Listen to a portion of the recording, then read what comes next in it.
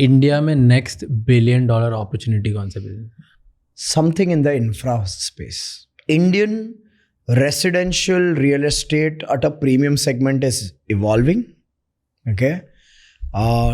Nobody has built a marketplace to service all the needs. Like I would say an Amazon for residential material requirements with localized distribution. It's something like what an Asian Paints has done. They've cracked the distribution कि आपको दिन में दो बार refill मिल सकता है.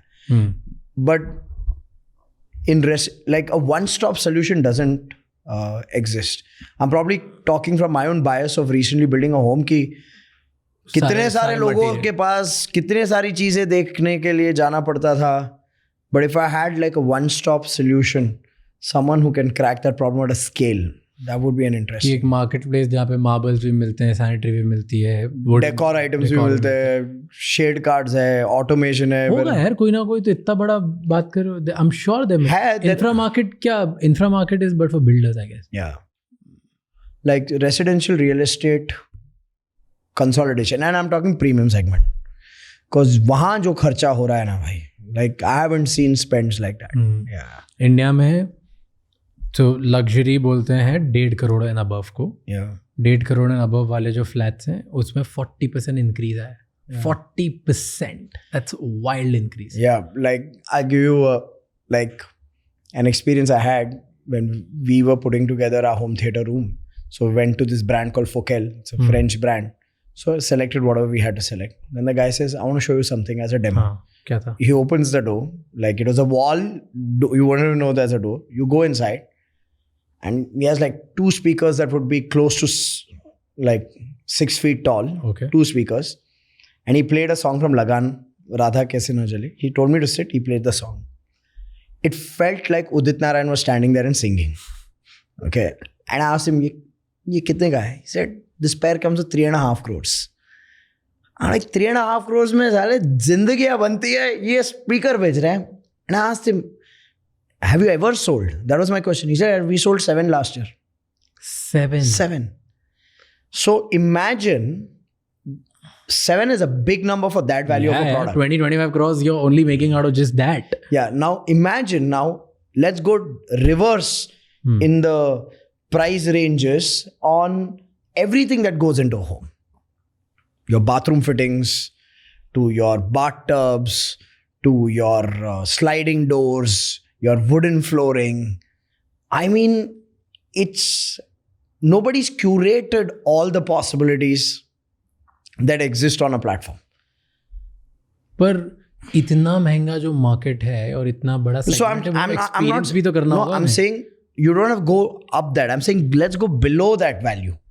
No what I meant, अगर आप एक लग्जरी घर बना रहे हो तो आपको आई थिंक जो जितने मैंने लोगों को देखा उनको मजा आता है to choose and do things, तो वो ऑनलाइन देख के नहीं बुला पाते हैं. See, this I gave you like an extreme example of what's possible. Anything, let's say आपकी अगर बजट में 10 लाख रुपए भी पॉसिबल है तो आप एक्सपीरियंस करोगे फिर खरीदोगे ना. Yes, absolutely. मैं 10 लाख रुपए का ऑनलाइन थोड़ी ऑर्डर कर दूंगा भाई, मजा आ गया. I'm not talking about ordering online. I'm talking about, that's what I said, Asian Paints is a model. Like I don't have a platform firstly to see what's possible. Okay. And I don't have a platform then to go experience it before I buy it. Like I have to go to 10-20 different people. इसमें एक ही जगह पे जाके आपको experience है. Yes. Maybe somebody will solve it. Yeah. And do you think ये luxury वाला space बढ़ रहा है इंडिया में? 100%. Because ये जो आप बात कर रहे हो, this is 5 crores and above market. कि 5 करोड़ का तो घर लेगा ना आदमी. Like I'm thinking in my head luxury, like I didn't know that they called 1.5 crores. In my head luxury segment was 3.5 crores plus.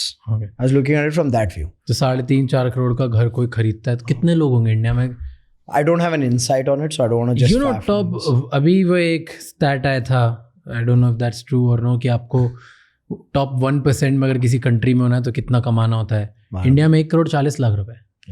तो अगर आप 1 करोड़ 40 लाख रुपए कमाते हो तो यहाँ आपके पास हैं बैंक में, यहाँ कमाते हो, I don't know what's the exact thing, तो आप टॉप 1% में आते हो.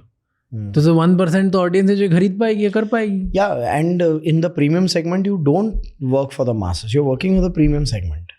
आपने इतने सारे बिजनेसेस देखे हैं, इतने बिजनेसेस एक्सपैंड करे, सबसे ज्यादा कौन से बिजनेस में पैसे बनते हैं? I think the question itself, like, how do I answer that for you? I mean, See, there's a saying कि boring business में पैसे बनते हैं. हाँ, वो तो है. मेरे तो सारे ही बोरिंग है, तो अब किसको चुनूं? Explain boring business और glamorous business. Difference बताओ क्या होता है? I have a fertilizer manufacturer who manufactures fertilizers and sells. Pretty much every farmer in Gujarat is his client. Now, how do I even quantify that? कितने धंधा करता हूँ?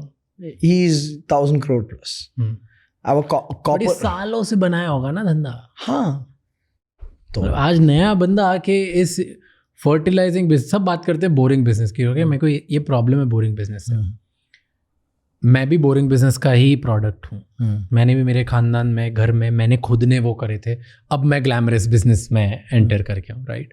And by the way लोगों को ग्लैमरस लगता है, back and is very very very boring and tedious. But ठीक है, बोरिंग बिजनेस बिलीफ कि बोरिंग बिजनेस में पैसे बनते हैं, जहाँ कोई ध्यान नहीं दे रहा वहाँ पैसे बना. बोरिंग बिजनेस की दो सबसे बड़ी प्रॉब्लम है. एक, बैरियर टू एंट्री. लोग बोलते हैं कंस्ट्रक्शन, इंडस्ट्रियलाइजेशन और ये बड़ी बड़ी इंडस्ट्री साइट्स में पैसे बनते हैं, जहाँ पे पावर एंड व्हाटएवर XYZ बड़े बड़े क्रेन्स तुम रेंट पे दे दो. ये सारे बोरिंग बिजनेस है, किसको करना है, राइट? वहाँ पैसे बनते हैं. वहाँ barrier to entry is so strong. या तो तुम्हारे पास कनेक्शंस नहीं है, या वो सेल नहीं कर सकते क्योंकि रिलेशनशिप नहीं है, या गवर्नमेंट का एंट्री नहीं है, या पैसा नहीं इतना कैपिटल कि तुम उसमें एंटर कर पाओ. That is first, boring business का. Second is boring businesses are boring for a reason कि वहाँ पे सालों से लोगों ने एक अपनी गद्दी बना के रखी है, कुल्ले टिका रखे हैं, उसमें टिका के रखा है. तुम उस जंगल में एक शेर ऑलरेडी है, तुम एंटर करते हो ना. So my चीटी definition, बन के तुमको फाड़ देते हैं लोग. my definition of a boring business is very different. Okay, what you spoke about are capital intensive boring businesses. मुझे लगता है कि your services businesses also are boring businesses. जैसे आप डिजिटल मार्केटिंग एजेंसी पकड़ लो टू बिगिन विथ. देखो 15 साल से डिजिटल मार्केटिंग चल रही है. okay? आज भी आप किसी भी बिजनेस ओनर से पूछो प्रॉब्लम स्टेटमेंट क्या है, वो पूछेंगे अच्छी डिजिटल मार्केटिंग एजेंसी कौन सी है. करेक्ट? मेरी भी यही प्रॉब्लम है. Every business owner has that problem कि एक अच्छी डिजिटल मार्केटिंग एजेंसी से मिलवा दो हमें, right? Now if you are able to solve a problem there, okay, that's a boring business that can make you good money. So I believe that chalo, manufacturing needs money, trading needs money. Now if you don't have any capital तो शुरुआत तो services से करो ना.